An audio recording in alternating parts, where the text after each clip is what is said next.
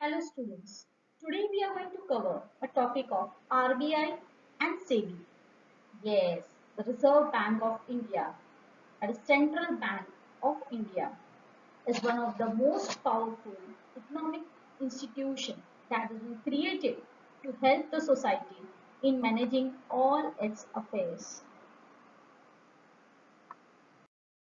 Reserve Bank of India is the central bank which controls the issue and supply of Indian rupee. Student, do you know who is our RBI governor? Yes, Shaktikant Das. He is 25th RBI governor. RBI is the regulator of entire banking in India. It plays an important role in development strategy of Government of India.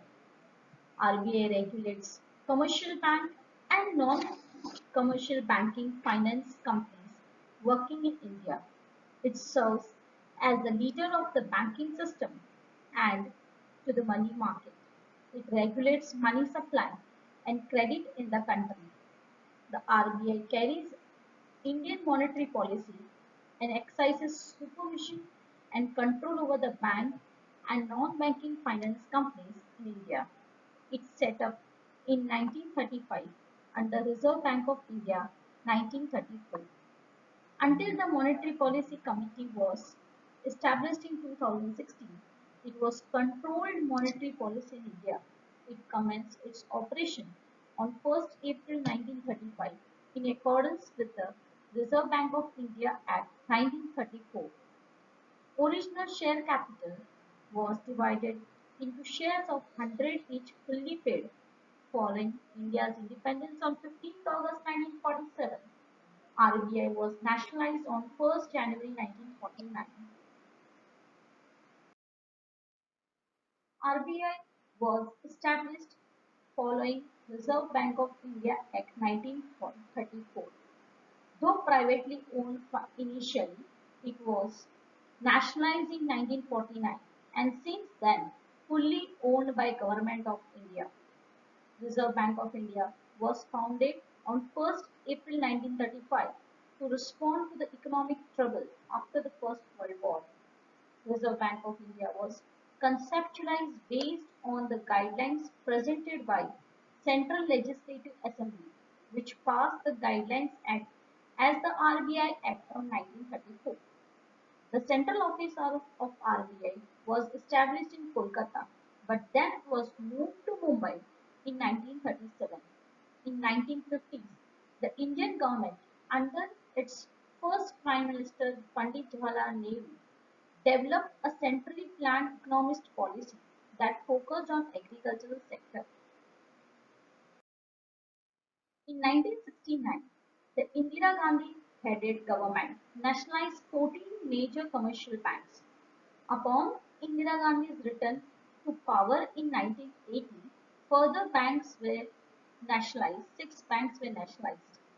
The national economy contracted in July 1991 as the Indian rupee was devalued. The currency lost 18% of its value relative to the US dollar. In 2016, Government of India amended the RBI Act to establish the Monetary Policy Committee to set up. There are various functions or roles of RBI. It is majorly divided into three types.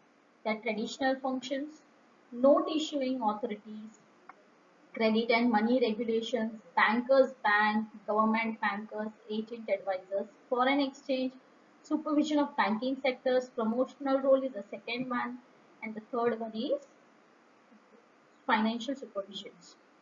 Let's move to one by one. The first one is traditional role of RBI.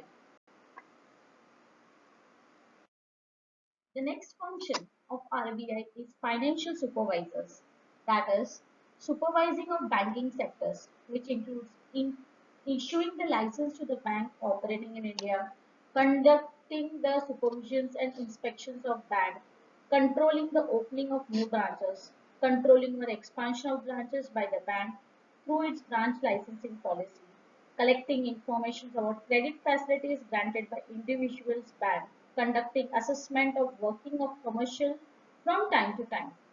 The next function and the last function is promotional role. That is RBI as a central bank has to perform not only a negative role of controlling credit and currency, it also acts as a promotional financial system in the country. It had the following promotional roles. First is promoting regional rural bank, setting up special financial institution, developing the agriculture and industrial sector, promoting of commercial bank through various policy measures, promoting of cooperative banks, promoting export finance, and so on. SEBI. SEBI, the full form is Security Exchange Board of India. It was formed on 12 April 1992 under the jurisdiction of Government of India. The headquarters is in Mumbai, Maharashtra. Till date of 2012, there were 643 employees in this firm. The main objective is to protect the interest of the investors in the securities, to protect the right of investors and ensuring safety of their investment, to promote orderly and healthy growth of security market, to regulate security market, to promote fair dealing by the issuers of securities and ensuring a good fair value of capital market, to regulate and develop a code of conduct for intermediaries such as brokers, underwriters, and so on. The functions of the SEBIs are as follows. They are the Preamble of Securities and Exchange Board of India describe the bank functions of SEBI as to protect the interest of investors in securities and to promote the development of and to regulate the security market and for matter connected there with or incidental thereto. The second is SEBI has to be responsive to the need of three groups which constitutes the market. That is issues of the security, that is IPO, NFO, NPOs, investors like us, brokers, and the market intermediaries, that is FII, DII, banking sectors. The SEBI has three functions rolled into the body which are as follows. That is quasi-legislative. SEBI draft regulations in its legislative capacity. Quasi-judicial. SEBI passing ruling and order in its judicial capacity. Quasi-executive. SEBI conducts investigation and enforcement of functions. Powers of SEBI are as follows. For the discharge of its function efficiently, SEBI has vested with the following powers. The first one is to approve by laws of stock exchanges. Second is to require the stock exchange to amend their bylaws. The third one is to inspect the book of accounts and call for periodical returns for recognized stock exchanges. To inspect the book of accounts for financial and judicial intermediaries. To compel certain companies to list there in one or more exchanges. The following are the roles of SEBI. To restrict illegal practices, safeguard investors' interest as we have discussed earlier, regulate working of exchange, monitor the workings of mutual funds, monitor the functioning of intermediaries, monitor or regulate takeover and acquisitions of various companies, and most important is prohibitions of insider